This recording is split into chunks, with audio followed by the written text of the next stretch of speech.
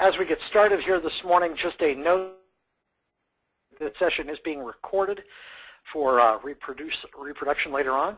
And Sally raised the question. She said, didn't you give us pre-printed WPS Post-its in our class? And yes, I did, Sally. That's exactly what I do. But I don't sell them. I just give them away because I'm just that kind of a guy. So it is high noon, time for us to get started.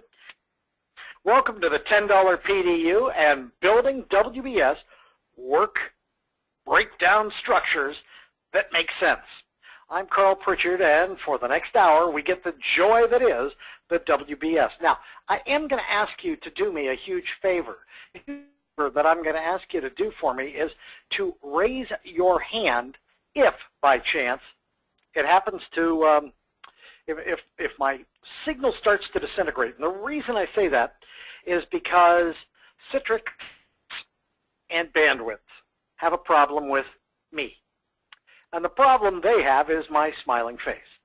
Sometimes the smiling face tends to interfere with the audio, and as a result, sometimes it just gets in the way. So if you start having some network problems, and let me go ahead and, John, you're raising your hand, or Jill? I'm not sure if I'm pronouncing your name properly. Lovely Lay?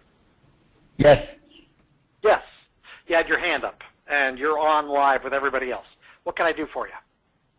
Oh, no. I thought you just asked me to raise my hand. Oh, okay. Well, in that case, I'm about to silence you again.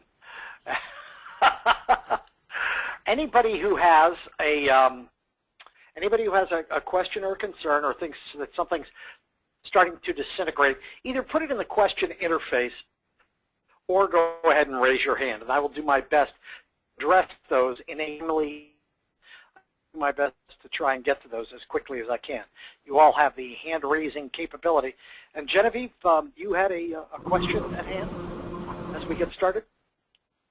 Or were you two just raising it just to make sure you knew how to raise it? I unmuted you and you went away. You'll be missed. Be that as it may, let me go ahead and we will get into this. The whole point with the WPS, it is kind of an interesting topic in as much as it is the foundation of good project management, and amazingly, something people don't do well. Yeah, it's what we're supposed to be, and most of you are on this call largely because you are certified project management professionals. You are the folks, the be-all and end-all of effective project management, and you're but yet people ask you about your work breakdown, and it's kind of like, well, yeah, I just build a task list. And that's not a WPS. A task list is not one and the same as a WPS. And that's what we're going to talk about today, is how do you build a work breakdown structure that makes sense. Kind of interesting, I've had people who have hired me in as a consultant and had the magical experience of having them go, hey, Carl, we're having trouble with our work breakdown schedules. And I just choke on that because it's not a work breakdown schedule. It's a work breakdown structure. It is a decomposition of the project into its component parts, the hierarchy of effective project management. That's what a WPS is. And notice, a task or product-oriented hierarchy. That phrase alone has gotten me into trouble. Even though I stole it out of the PMBOK, not the current PMBOK, but an old PMBOK. Even though I took that right out of the PMBOK, it was still one of those phrases that just got some people really wrapped around the axle. Why?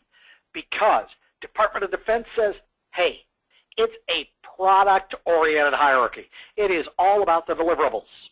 Fine. It's a breakdown of the deliverables on the project. I'm good with that. That's a fine thing to refer to it as. I'm perfectly content with that.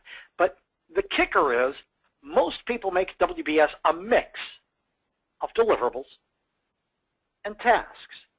And what we need to do is just make up our blessed minds as to how we're going to decompose the project. When we talk about decomposition, this is not CSI. This is all about the whole notion of just breaking work down into manageable chunks. A good, well-built WPS is the foundation of the work we do. It is the voodoo we do. In fact, for those of you who have not yet sat for the PMP exam, the WPS is the unofficial default answer on that exam.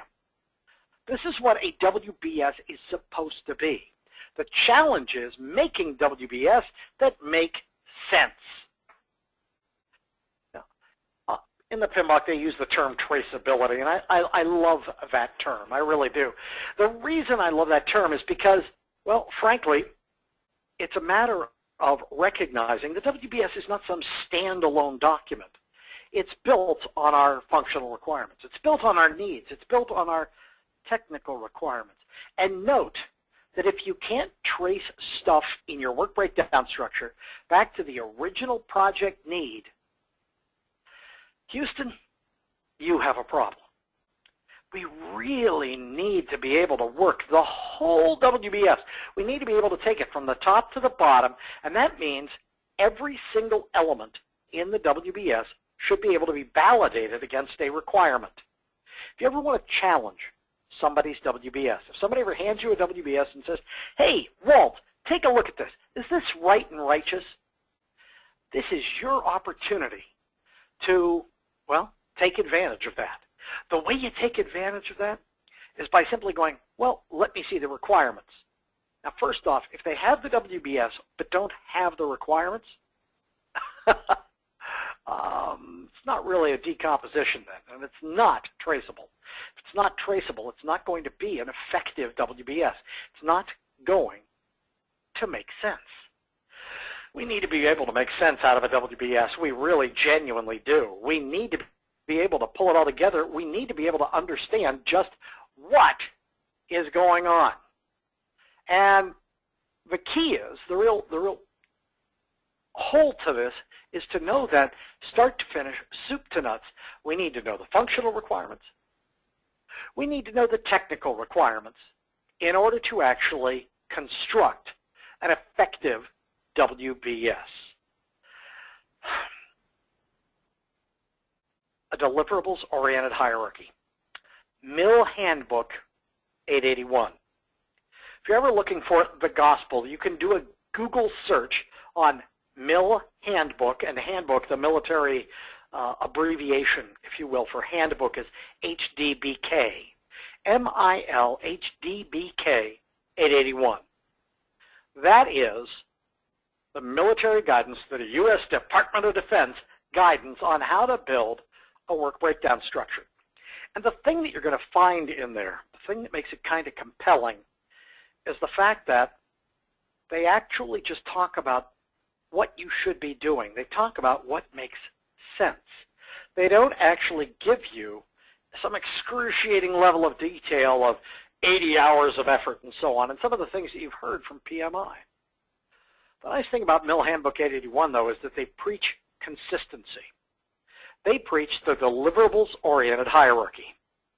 Now, I'm going to use the hand-raising function for something a little different here, if I might, and specifically, what I'm going to ask you to do is raise your hand if your work breakdown structure, the one you're currently working with, if your WPS has tasks in it.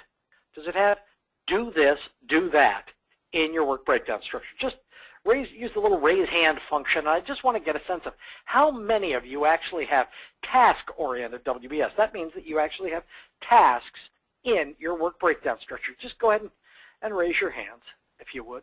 Keep them up. Okay. So I love GoToWebinar. It's got this little tool that tells me the percentage. 24% of you have WPS that have tasks in them. Now, the Mill Handbook people would go, bad project manager, bad project manager. They'd be upset with you. But the reality is, most businesses do things this way. My reality is, I don't care.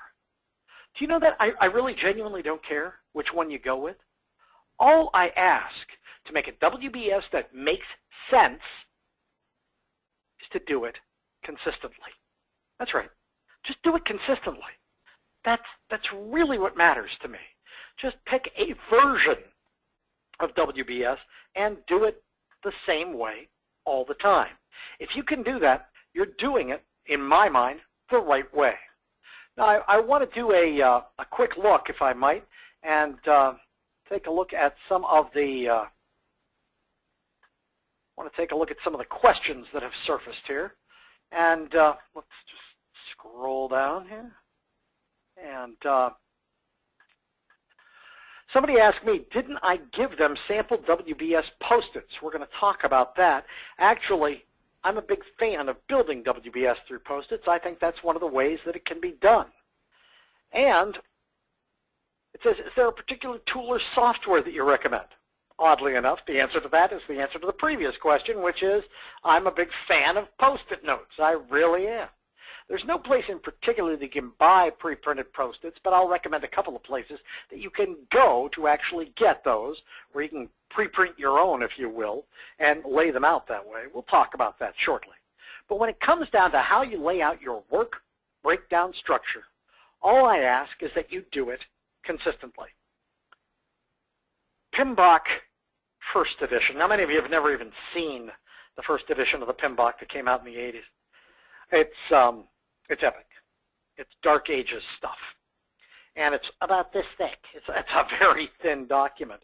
What was compelling is back then, and in the early versions of Harold Kirshner's work, Project Management, a Systems Approach, if you look at those, they actually said the WBS has to go down 7 levels. I'm sorry, why 7 levels? And they had a whole history and explanation as to why it was 7 levels. And while I thought that was kind of cool, while I thought that was kind of exciting, the challenge was, the problem was, it went down 7 levels, and if you're just, well, doing a simple project, that made 0 sense. That made no sense. It really didn't. It just didn't, well, come to grips. It didn't come out as a real solid rationale. There was no reason for it. They dropped that in the first real fat version of the PMBOK, which actually by fat it was only about that thick. But when they finally started printing the PMBOK out and making it so that it was, well, publicly legible, they dropped that whole notion of a prescribed number of levels. The key is to have levels that make sense. That make sense. We're going to talk about what levels make sense and why you need to have them consistently.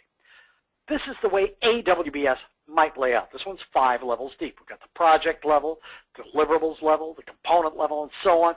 We've broken it down that way, but how deep you choose to make it is really up to you. But it starts here.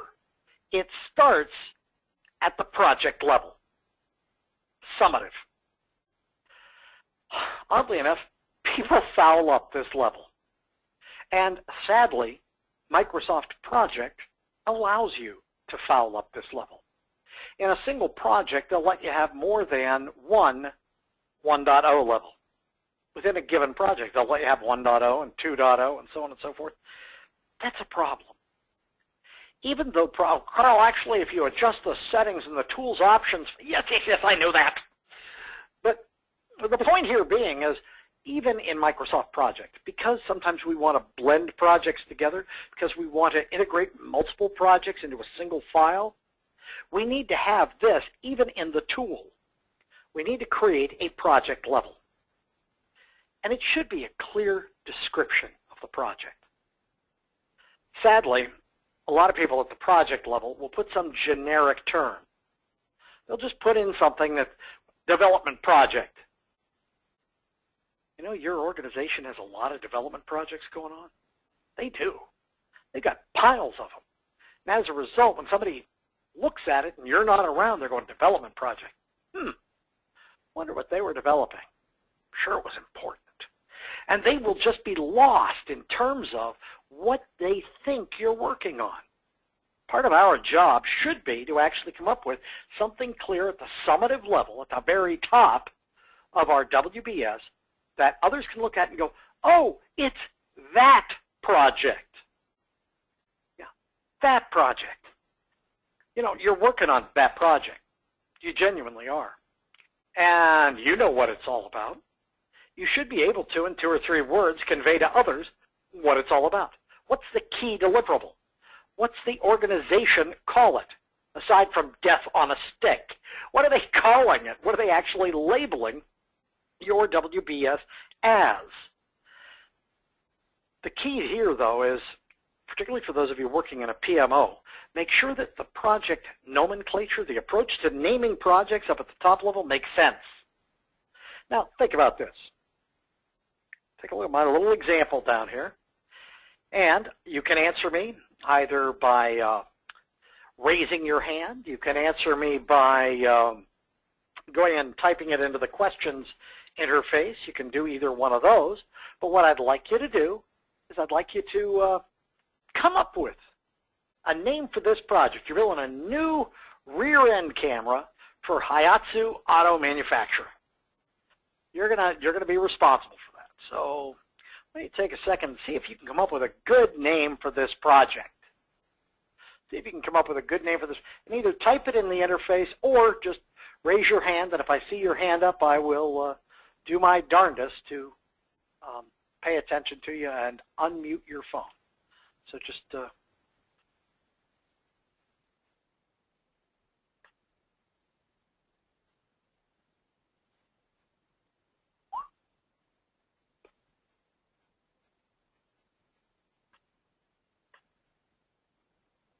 nobody's coming up. Nobody's feeling that clever this morning, or this afternoon, rather.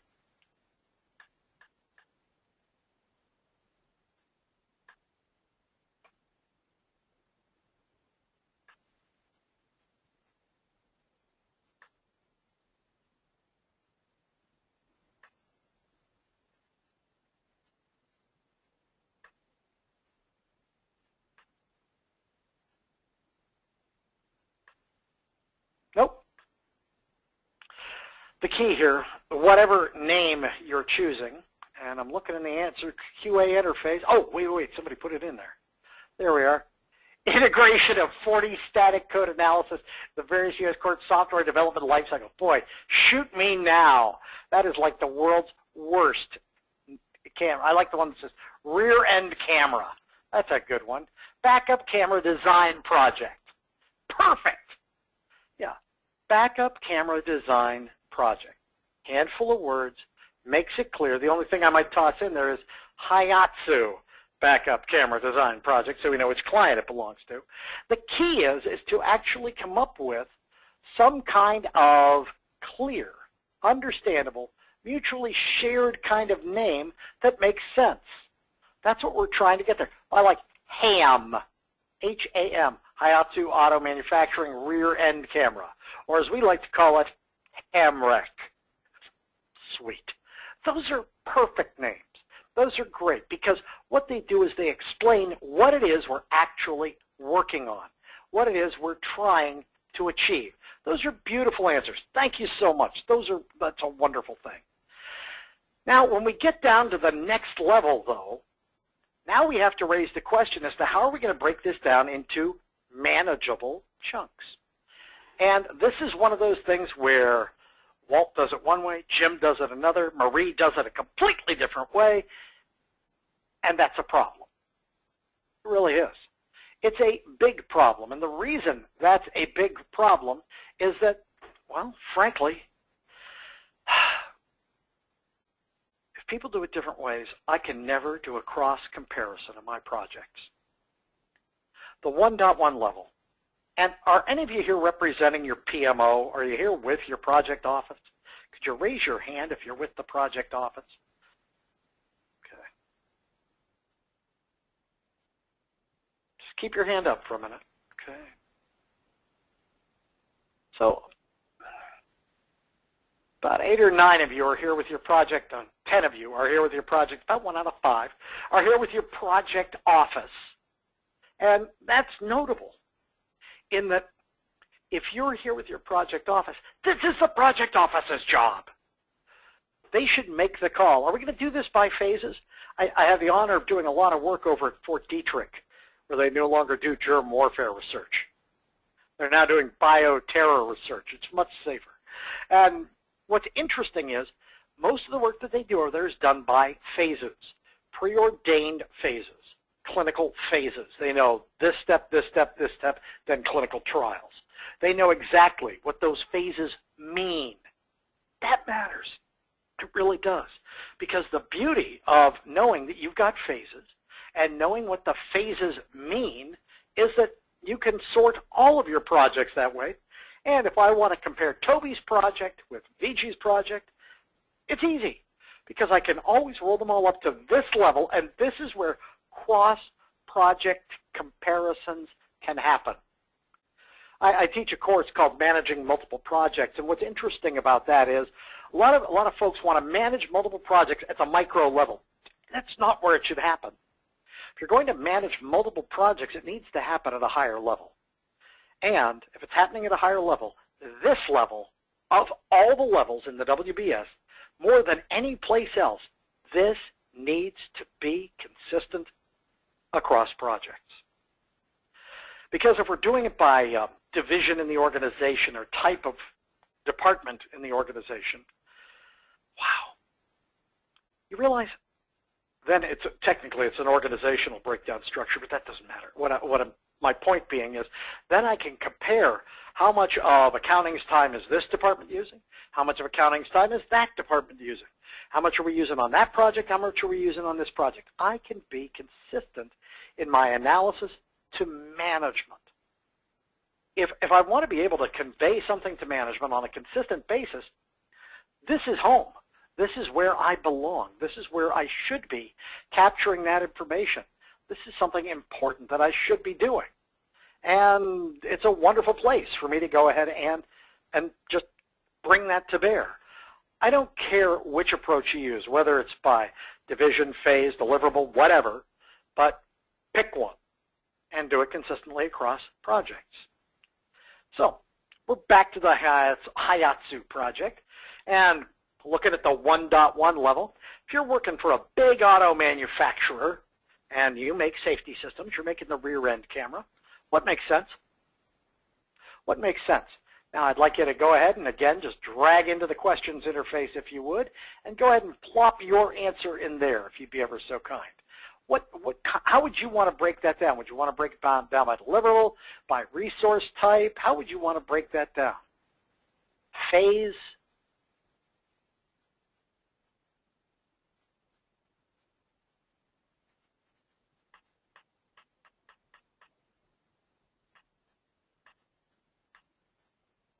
Deliverables. And it's interesting, Dennis made the comment a little bit ago. He said, hey, Carl, a WBS is a logical, hierarchical, deliverable-oriented composition of the work to be performed. And I want you to know your mom and I are very proud, Dennis. That is a beautiful, beautiful thing. Now, I'm looking at how people want to break this work out. I'm saying deliverable, deliverable, deliverable. I'm seeing a lot of people who are picking deliverables as their primary input. That's what they see as being, oh, this is the way to go for it.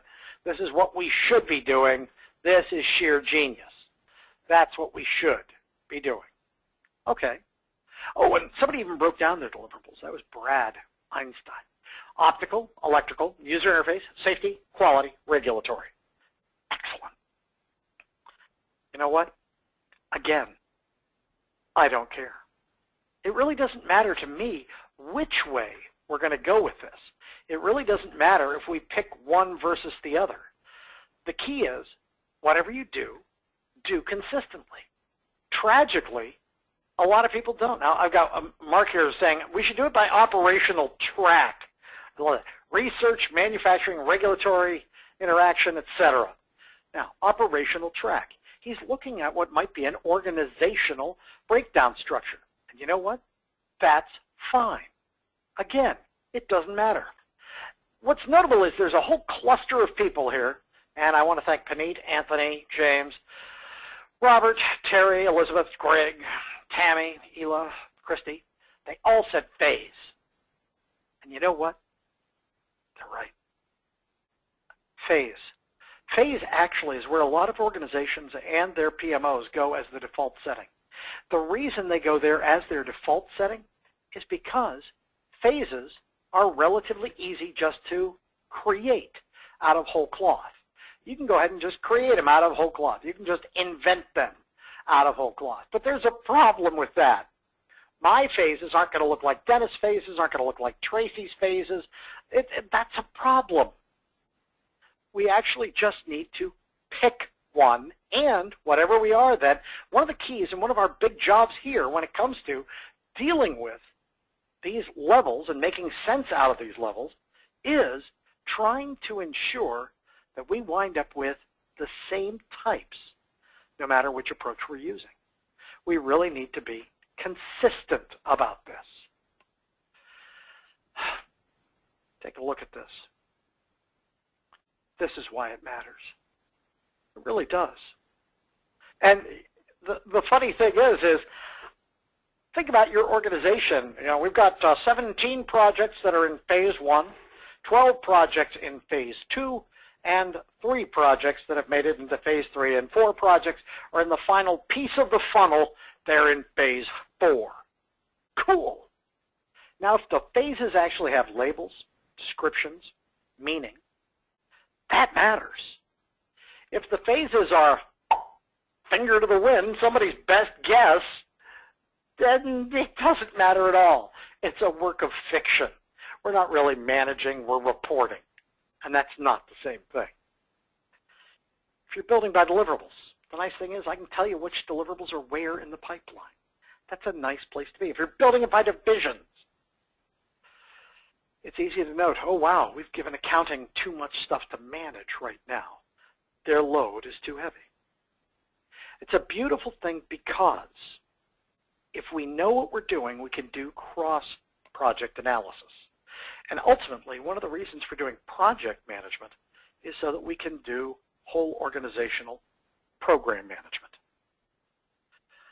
Down below the summary levels, but still above the work package level, we have 2 levels, the control account and the planning package. The control account. How many of you are in organizations right now where you have CAMs? CAM, that's actually a job title. How many of you actually have CAMs in your organization? You actually have CAMs. Just go ahead and raise your hand if you would, if you've got CAMs in your organization. Control Account Managers, that's the title. Okay. Not too many of you. Yeah, a handful. Handful of you actually have CAMs in your organization, but less than 10%. And one of the nice things is you do have CAMs, you just don't realize it. CAMs, control account managers, are people who manage above the work package level. They're people who are up above our work packages. They're not down that deep. And because they are up higher, because they're at a higher level, that's something where we are not reporting to them the nuts and bolts. It's a good thing to have CAMs. It's a good thing to have that level of detail. Backing up just one point, and Walt made an interesting point. He said, if you're looking for a definition of the phases, you're going to love what I'm about to say, you should look in the SWBAC. I'm sorry, Carl, excuse me. The SWBAC, yeah, it's IEEE's body of knowledge for software engineering. It's the software engineering body of knowledge, the SWBAC. And it actually takes you down the road of, oh, here's what this phase means, here's what that phase means. If we actually know what the phases mean, if we actually follow a given set of insights, we're in much better shape. We really genuinely are. We actually can get our arms wrapped around all of this, and that works to everybody's mutual advantage. So it's something worth considering. And at the control account level, there's a reason for having a level above the work package. The reason we want to have a level above the work package is because I don't want to report on every blessed work package I'm doing to senior management.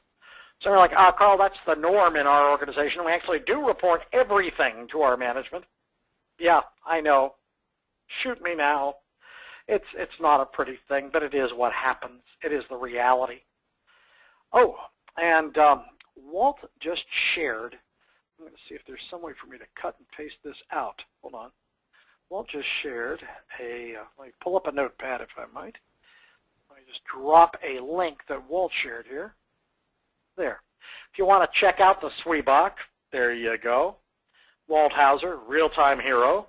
Thank you so much. Yeah, you might want to go there and take a look. It's feverishly scrambling to jot that down. But it's worthwhile to have some kind of consistent structure up here, because if you don't have the control accounts clearly labeled, then you're going to wind up reporting to management at a much more senior level. And frankly, reporting to management at a much more senior level is going to do nothing but get us micromanaged. This is actually an answer from the PMP exam. The control accounts. That's the most detail that management, accounting, should ever see. Now, you might think there's a stray word down here. What the devil does he have the word sausage there for? If you take anybody below the control accounts, if you take them down to the work packages, you're showing them sausage being made. Never, ever a good idea. Have any of you actually ever seen sausage being made? Have you seen that? Have you experienced that? Could you just raise your hand if you have? Those of you who have actually physically seen, wow, that's like gotten the most response on any question to date. That's a beautiful thing. Thank you. As you look at these people who have all seen sausage being made, any of them will tell you, if you've seen it, it really affects your ability to eat sausage in the future. And not only that, it's one of those you wish you could unsee what you had seen. You really genuinely do. It's like, wow, that was just a bad idea. Just getting a chance to see that. And indeed, the same thing applies with showing off detail that is far too granular for management or people at a senior level, for our customers. That's why we have control accounts. If you're ever wondering what makes for a good control account, it's the most detail you would ever want to share with management or the customer. If you're showing them detail below that level, you're actually running the risk of showing them sausage being made. And the problem with that, particularly from a PMI perspective, is that they will manage to whatever level you report. So if you show them your work packages, they are inherently tempted to go ahead and manage your work packages. You will be micromanaged to the very gates of Hades. So it's a good idea to say, you know what, maybe, just maybe, this wasn't the best of all possible options. Maybe this wasn't such a great idea. And this is where we're going to spend the majority of our time together, the work package level. If you're making a WBS that makes sense, I love the Bach definition of how big to make a work package, and I just want to highlight this here. It's this down here. It's the project manager's level of control.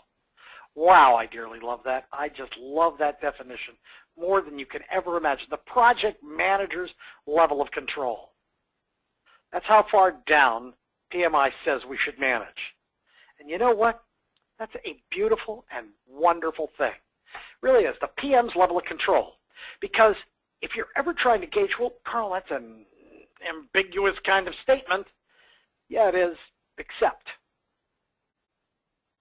The question then becomes, what's out of control? On a 6-month project, if you lose a day at the beginning of the project, is your project out of control? And most of you are sitting there in your workspace right now going, day, I can handle that. I'm a skilled professional. Apparently Carl doesn't know who I am. I know who you are. You are a skilled professional, but could you handle a day? Walt said, maybe I could handle a day.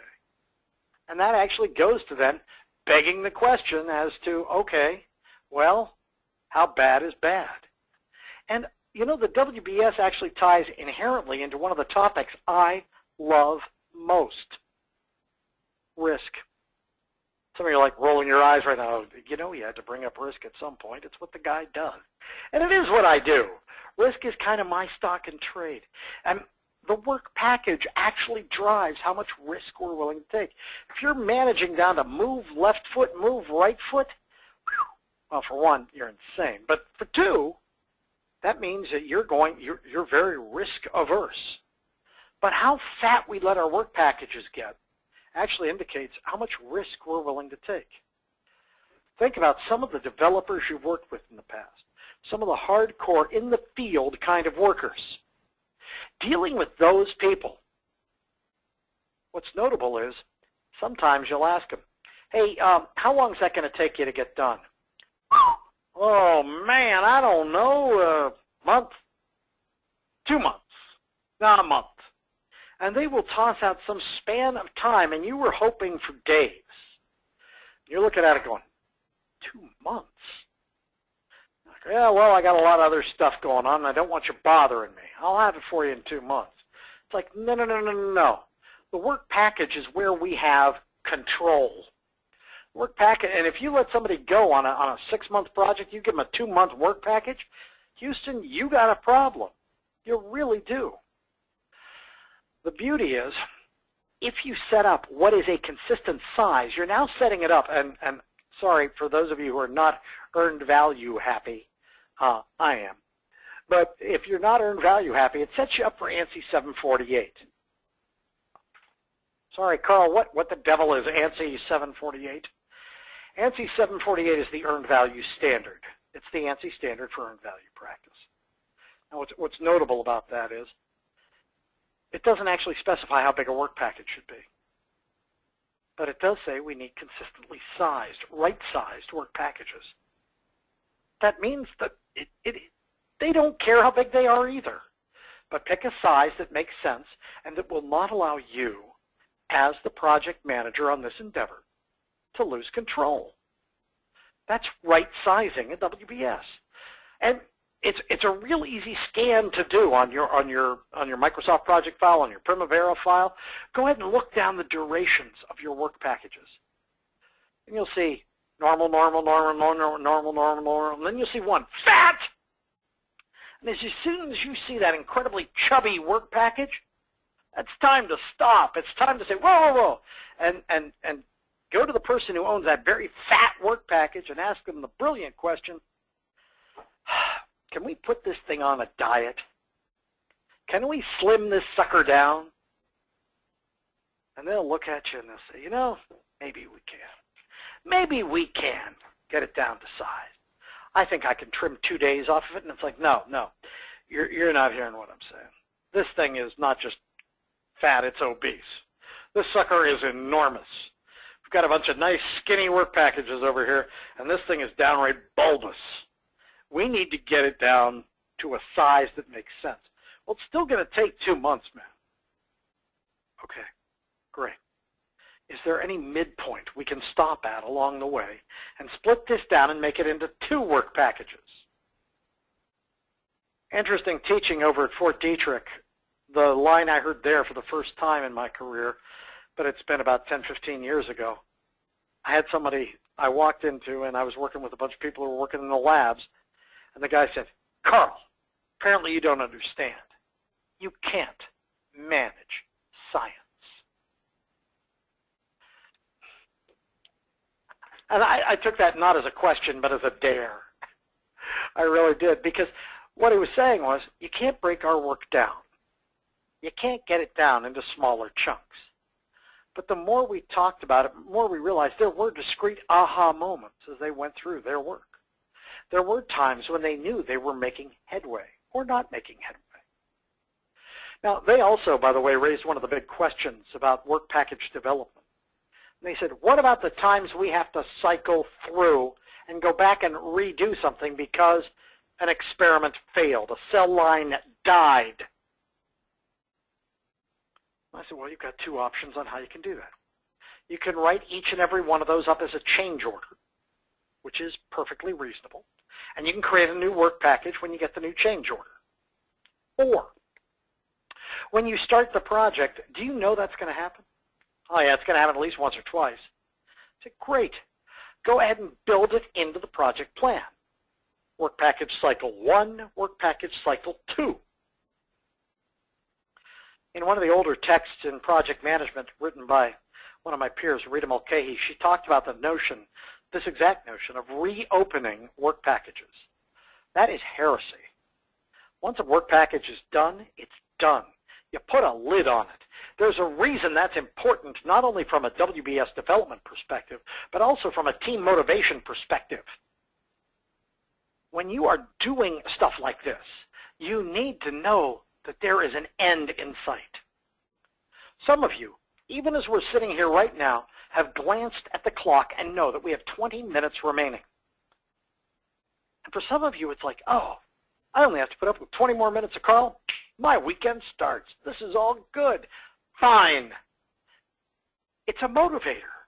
It actually gets people to get that sense of, I'm going the direction I need to go. This matters to me.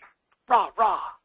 It's a way to get people pumped up. The work package can be a motivational tool if we're consistent about it. If you don't feel like you're being abused, if my work packages are a week long and Nancy across the hall has work packages that are a day long, I'm going to feel like, hey, she gets off light. She gets a round of applause every day. I'm not getting one for a whole week. It goes to achievement. It goes to what accomplishment looks like. And it also goes to, do we really need to control Nancy down to the day? Now, how do I actually get to the rules? How do I get to the rules? How big a work package should be? Now, I'm going to lay this out, and what I'm going to ask you to do is I want you to go ahead and use the questions interface, and we're going to ask the first question. If it's more than, and we're going to do this in dollars, it's a $500,000 project. It's a $500,000 project. How big should a work package be in dollars? And I'd like a couple of you to just go ahead and type that into your answer to that into the questions interface. And let's take a look at what you came up with here. Just go ahead and type your answer into that. How big should a work package be? Okay, I've got, wow, 5,000, 50,000. Interesting, somebody said 2 weeks. Depends on how much you're charging for folks per week. That would be an interesting question. 10,000, 20,000, 100,000. Now, I would argue that if it's a $500,000 project, 100,000 is a pretty fat work package. 50,000 question is, can you manage it with just, say, 10 work packages? And a lot of this is going to give you a sense of your relative confidence in the people you're working with. Oh, the question then came up, and Mark, you get a bonus point for this one. Mark said something genius here. He said, depends on what's being spent. The cost for devices could be 20 to 50% of the budget. Interesting point. And you know what's interesting about that, Mark? Earned value. Yeah, back to that. You can't talk about WBS without talking about earned value. You really can't. And the reason you can't go down that road is because, frankly, when it comes to dealing with the rules here, you want to have rules that make sense for your environment. Now, note that we're asking the question, if it's more than X dollars, it should be broken down further. 50,000, we break it down further. Somebody said 40 hours, we break it down further. 25,000, we break it down further. Now, on the other end of the spectrum, we had people putting $1,000 in there. If it's more than $1,000, we should break it down further. Do you realize on a $500,000 project, that means you're talking about 500 work packages? Shoot me! Yeah, that's a bit much. The point being is, ask yourself the question, what do you really want to manage? Now, the $50,000 person is saying, I don't want to manage more than 10 to 20 work packages. The $5,000 person is saying, I don't want to manage more than 100 or so work packages. I personally fall someplace in that range between those two numbers. But neither of them is inherently wrong. The key is to ask yourself how much time you have to manage, what people you're managing, how much you're going to manage, and what's the next level up you can roll up and then share with management at that higher level. Then it gets down to micro. How small? And now, same routine, if you would. What I'd like you to do is to just use the QA interviews, and let me delete a few of these out of here so that I can make sure I'm seeing what you're putting in fresh. How small? What's the smallest work package before you're going to go, that's too small. That's micromanagement. How many dollars on a $500,000 project, a $500,000 project? When has it gotten too small? And go ahead and type something in there if you would.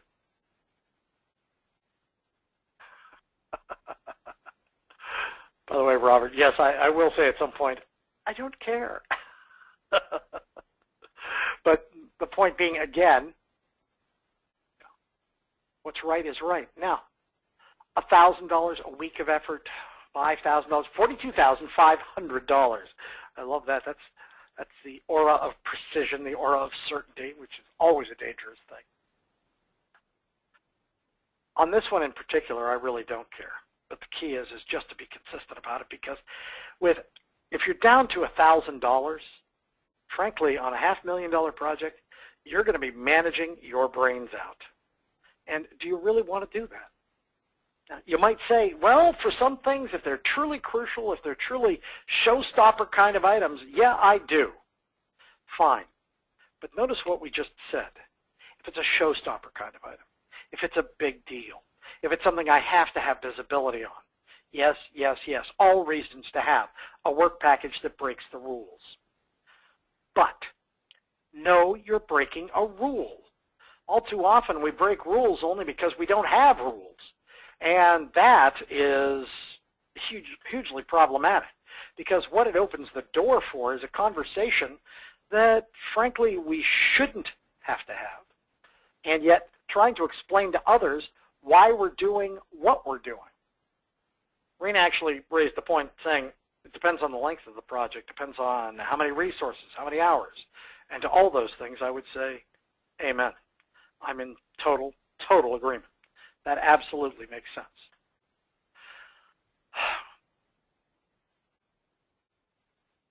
A work package, 2-year project, creating software costing $4 million. Walt raises the question, and it's really a powerful question, and that is, shouldn't the project cost be built in the aggregate from the individual work packages? He's talking about a bottom-up estimate, and he's absolutely right. A definitive or refined estimate is built from the work package. And so what we're basically saying is, excuse me, so we've got the work packages are going to give us our total budget, but the work packages should be relative to the total budget, so it's a chicken and egg kind of situation. Yes and no. When most projects start, we have a relative sense of their size, scale, and scope. We know if we're working on a $4 million project or a $4 billion project.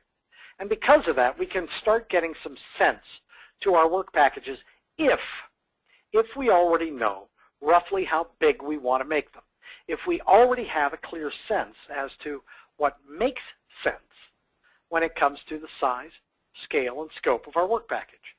So as long as we tell people, look, I don't want to see anything this micro. If it's that micro, put it into something else unless,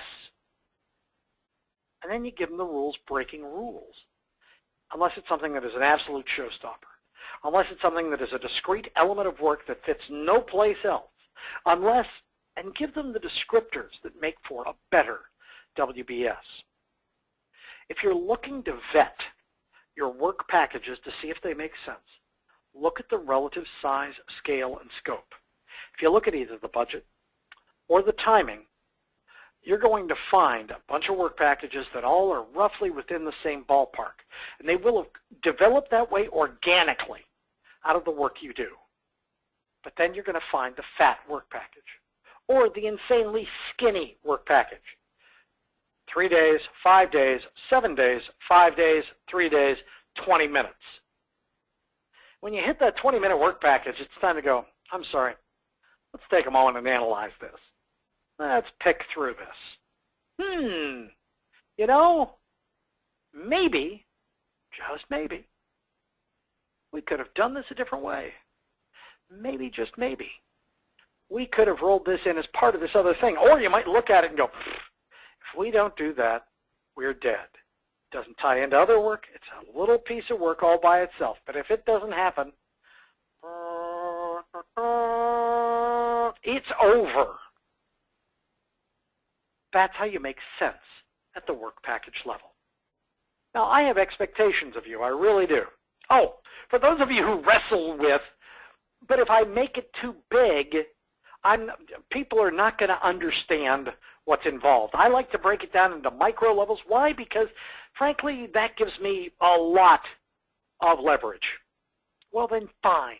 Use the Work Breakdown Structure Dictionary, the WPS Dictionary, the most underutilized tool in the WPS. Most people don't even think about this. It's all the background, the history, the nature of the work, and sometimes it's the stuff that avoids us from having a disaster. When my youngest son was 14, I raised the question to him, did he want to paint the fence? And he said, sure. Now, I saw that as a single work package. Paint fence. Easy enough. I came home, and the fence had been painted, but it looked wrong.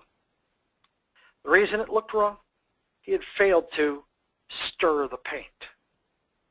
Had I missed something? Should I have told him to stir the paint? Not as a work package, no. What I should have done is given him a WPS dictionary. This is what should have happened. It's exactly what should have happened. I should have said to him, James, by the way, here are the rules of the road for doing this. Here's what's involved. And here's the history and what happens if you don't. The nice thing is, if I've got some real expert worker, if I've got Michael on this thing, and Michael is Einstein, he's a genius. The man is gifted. He's never going to read the WPS dictionary. Shh. He's not. He's not going to tell anybody. He's just going to go ahead and do the work. Why? Because he's a skilled veteran. But if I put Beavis on this task, then it's very important for me to say, hey, Beavis, by the way, before you tackle this, make sure you read all the detail, all the background, all the history, everything else that's built into this particular task. Now, there are homes for this stuff. You can actually build it into Microsoft Project. Microsoft Project, no matter what version you're using, has these. It has these text fields. It has text fields. And my suggestion to you, leverage the text fields. You really should. You should use the text fields. They're these over here. You should use the text fields. The reason you should use the text fields is because they matter. They actually matter a great deal. You should use them because they give you a chance to actually give you the background information to build the WPS dictionary into your tool. Primavera, those of you who are using the higher end tools, just so you know, you've got an infinite number of text fields. You can build a really, really fat, robust WPS dictionary. And when you get the slide deck, you'll get a sense as to how you set up the tables. So here's what I need you to do. Here's what I actually need you to do if you're going to put this to work. If you're going to make me proud. And that is, first, go in and look at your WPS. Look at where it stands. Look at, gee, do I have any real fat things? Do I have any real skinny things? At the senior level, at the top summary level, not the top level, the summary level, have I actually used consistency? Have I used consistent terms, approaches, whatever the case may be? And if not, decide which one's working best for you, and on the next WPS, start doing them that way, not just that time, but every time. Another trick to doing this well, get somebody else to look at it, weep openly, and sign off on it. Get somebody you trust who can look at it and say, yeah, this makes a whole boatload of sense. This looks right and righteous. And double check the math. Do you have anything that looks disproportionate in terms of cost, in terms of timing, in terms of management reaction to the work you're doing? So you're looking at that last bullet there going, huh? What's that? WB Sense P1. Oh, that is the PDU code you need to search to download the PDU or to actually go into the PMI CCRS website, the Continuing Certification Reporting website, and to take credit for the course. You don't need to plug in the provider name. You don't need to plug in anything else. Just do a search for WB Sense P1, and you'll get your 1 PDU for our time together. You'll be able to get that. And as I said, I'll be sending you a certificate. You actually attended the course to ensure that if you get audited, you have the proof that you were here with us today. Now, we are now down to the last, 5 minutes of our time together. I do want to go here and just do the official promotion. Next one of these we've got coming up is on Friday the 13th. Boo! Yeah, and I figured since it's Friday the 13th, we do risk, because that's my favorite topic, and we'll talk about some of the latest and greatest things that are going on with risk management. Also coming up, if you know anybody PMP prepping, that's the dates for our very first virtual PMP prep. It'll be 4 days, 6 hours a day. It'll be 35 PDUs. They've got some significant homework they'll be doing. In March, our topic is going to be virtual team motivation for St. Patrick's Day. April, because it's the anniversary, we'll talk about Titanic risk. And with that in hand, let me just ask if we have any lingering questions in our last 4 or 5 minutes together. Let me just check and see if we have anybody with any perplexing problems or anything else.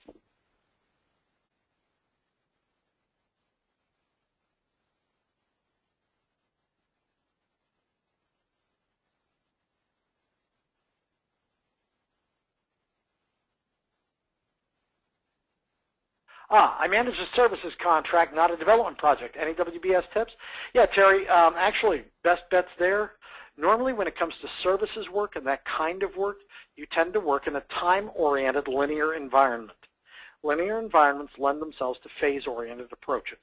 So if you're just looking for kind of a rule of thumb or what other service-oriented industries tend to do, they tend to go with a phased approach. What can make you a hero in that environment would be to be the one who comes up with, here's what our phases mean. And as Walt pointed out earlier, the whole SWBOC thing is a really kind of cool place to go and a good place to try and track that down. And Rena asked the question, how can I get my hands on your WBS sticky notes? Rena's obviously been in one of my classes before where we actually have Post-its that have, they're actually not WBS sticky notes as much as they are scheduling sticky notes. But if you need some, Rena, if you want to send me a self-addressed stamped envelope, and the bigger the envelope, the more Post-its I'll stuff into it. So if you want to send me one of those little postal priority mail envelopes, I'll be happy to go ahead and rocket it back to you with a whole little package of Post-its, as many as I can squeeze in, if that's a fair deal for you. Just looking to see. Oh, Terry, thank you. Any other questions? Going once? Going twice? Hey, I can't tell you how much I appreciate you all being here, and I hope you have just the best weekend you have ever had.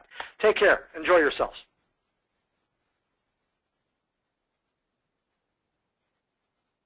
And you know where to find me. Sub-projects, Michael? Let me unmute you and can actually ask the question. Let me find you here. Well, you may have signed off already.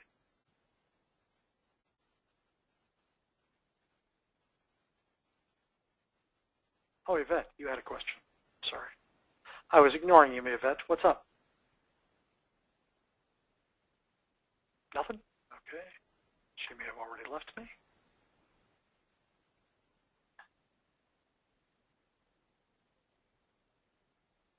Oh, thank you, Yvette. I appreciate you. Dennis, thank you very much. That's very kind.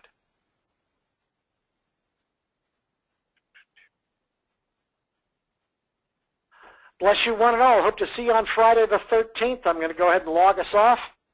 Appreciate you. Take care. Have the best weekend.